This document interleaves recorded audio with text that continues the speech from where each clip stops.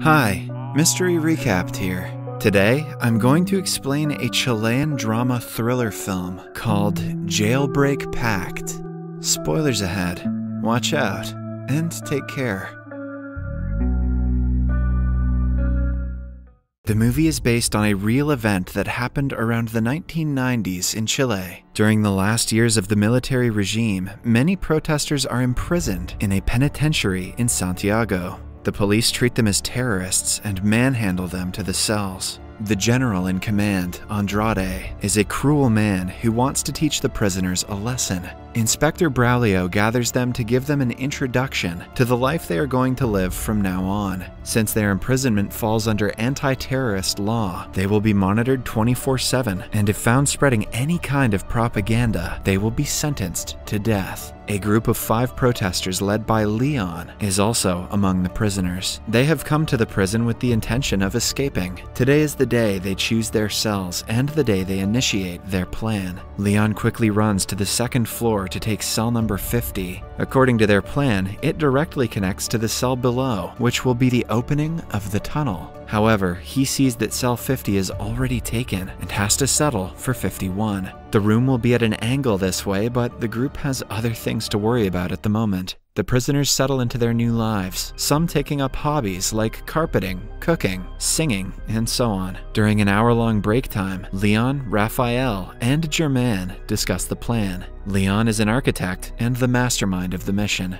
He knows that some meters away from the wall is the Mapocho River, surrounded by palm trees. The distance of the tunnel can be calculated in terms of their steps, with every 2 steps counting up to 5 feet. This means the tunnel should be around 70 meters long. They will have to remove around 60 tons of soil to dig a tunnel of such a length. But the question remains, where can they put all that soil without the guards noticing? As the trio discusses the plan, a fellow prisoner, Paulo, watches them. Later, he approaches Raphael and asks to be involved in whatever they're trying to do. The trio trusts him and includes him in the group. In the following scene, they are in the ground floor cell, which is supposed to be the opening of the tunnel. They have to make a hole in the wall and create a block out of the residue. That way, they can hide the hole using the block when they aren't working. Then, Leon looks for a place to hide the tons of soil. A guitarist gets a hint of this and offers him a screwdriver. He is also included in the plan after that. Using the tool, Leon tries making a square hole in the ceiling in the next few days. They have to keep the banging as low as possible, even though the guitarist is outside singing songs to cut the noise. With the last hit, 2 blocks of cement fall from the ceiling and make a mess. Leon quickly asks the others to bring eggs and lime to make a mixture that will look like a block and close the hole. The team divides the task and gets to work, but just then, the guitarist sings a specific song indicating that the guards are doing a surprise check. Leon checks the hole and is satisfied to see that the loft area is enough to hold any amount of soil. After that, he makes the block just in time and covers it with the poster of a woman. When the guards check the room, they do not think much of the posters. One guard tries taking it off, but stops because the girl is wearing too many clothes, in his opinion. It has now been 34 days since the prisoners got to the prison. It is also a visitor's day, where their relatives get to come and meet them for some time. Raphael gets to spend time with his wife, but they get into an argument because she didn't bring the kids. Following the meeting, the group continues making a better block that won't be suspicious even if the guards get a view of it. They do this by filling a hollow box of wood with cement. When the block is ready, they start hammering the wall that is supposed to be the opening of the tunnel. The cell is filled with residue cement when they are informed of the inspector's arrival. They quickly clean up the mess and pretend to be working. Fortunately for them, the guard doesn't look around before walking away. To ensure safety, Leon blasts a radio and continues hammering the wall. After it is big enough, they fit the block inside and make it look seamless. The remainder of the soil residue is packed in a bag and taken to cell number 51. There, Leon puts it on the loft over the ceiling, hiding it where the guards would never think to look. This goes on for the next few days. The guitarist always waits outside the cell to keep an eye on who comes and goes. The other 4 take turns digging the tunnel. The soil residue is put into different bags on different days to be taken to the upper floor and dumped on the loft. Then, the cement blocks are used to close both the holes and keep them hidden.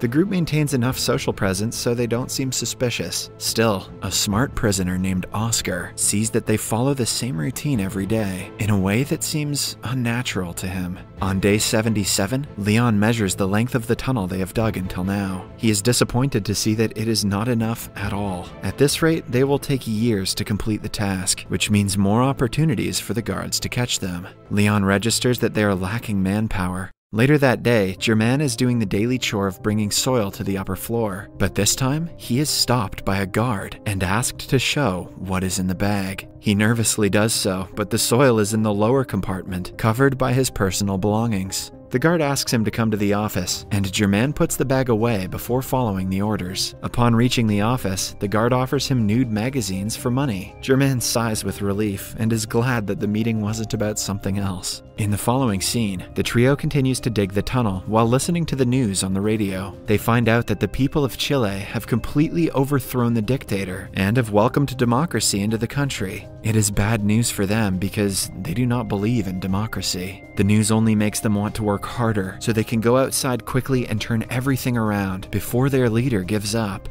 On day 86, Leon gathers up the prisoners who are waiting for the death penalty. He shows them the progress they've made on the tunnel before telling them every detail of the plan. The group instantly decides to help them and is added to the team. Working at night is not feasible because of the noise, so they start working 2-hour shifts per person during the day. They take the smallest measures to ensure they aren't caught. For instance, washing the dirt off their hands and bodies after every shift. Some of them are always outside the cells keeping an eye out for the guards and anyone who might suspect them. They also create another hole between the ground floor and the first floor, so they won't have to transfer the dirt by stairs, which is much riskier. Eventually, the rate of progress accelerates and the end seems near. Throughout everything, the group continues socializing with the other prisoners. They play during break times and watch TV, as usual, to ensure no one suspects them. In one of the football matches, Oscar tells Raphael that he knows what they are up to. He also wants to be a part of the team, but rumor has it that he is in prison after snitching on his own people. Still, Leon decides to give him a chance and includes him in the mission. You know what they say, snitches dig ditches. In the next scene, Germain tells Raphael that even if they make the perfect tunnel, without help from the outside, they will never be able to escape. Some of their fellow protesters from the party are still outside. If the prisoners are able to send them a message, they will surely come to help. On day 182, Raphael's wife comes to see him for Visitors' Day. He tells her about their plan and asks her to inform the party about it. The woman thinks about it for a long time, even after the meeting.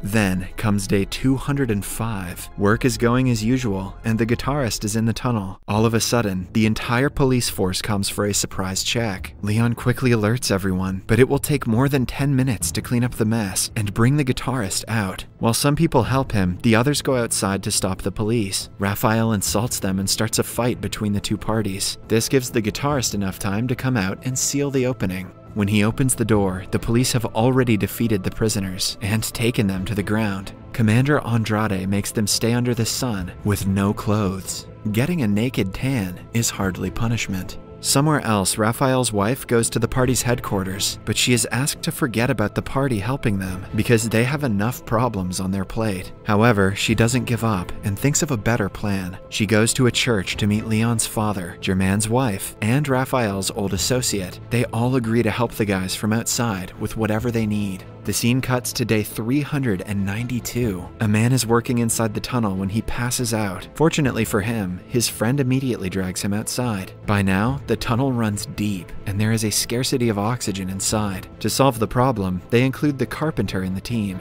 He creates a tube and a fan-like structure that can supply air to the deepest corners of the tunnel. Then, we are introduced to a sly man named Bigote. He is called by the commander and is given a packet of cigarettes. In exchange, the commander wants to know what every single prisoner is up to. Later that day, Raphael finds out the tunnel has crossed the prison's border. He creates a hole on the ground and pushes a pink liquid outside. It is spotted by Raphael's associate, who is helping him escape. On the next Visitors' Day, Leon's father comes to him and reveals that the liquid is still 40 meters away from the place they want the tunnel to end. On day 558, the city is hit by an earthquake. Leon, who is outside, immediately rushes in to save the person inside the tunnel. Luckily, no one is injured, and the tunnel isn't blocked either. Leon has grown a friendship with a wheelchair-bound prisoner over the months. He tells the man about the escape plan and asks him to join. The guy refuses because he has already given up on life and knows that he cannot crawl through the tunnel. Then, finally comes the day they execute the last stage of the months-long plan. Everyone is in the TV room for weekly nighttime entertainment when one after another, the people start to leave.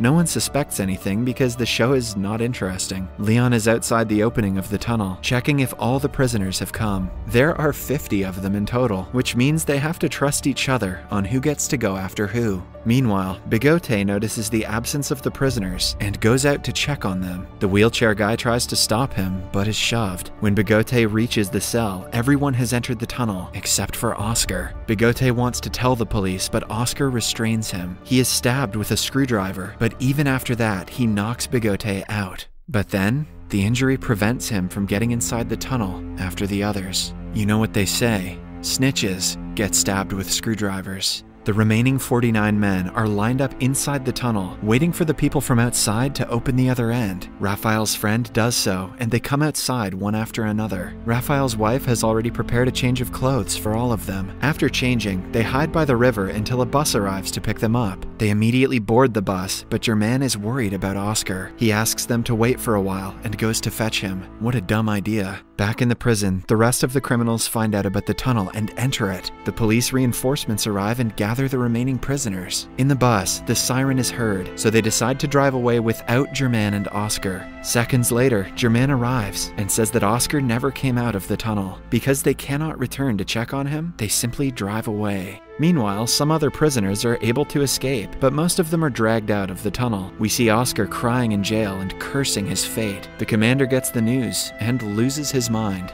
On the bus, all the escapees are given money and fake IDs. Following that, they are dropped in different parts of another city, in groups of 3. In the end, Leon wishes Raphael goodbye and walks away to start a new chapter of his life. This is how 49 prisoners escaped a heavily guarded prison after 18 months of digging in 1990.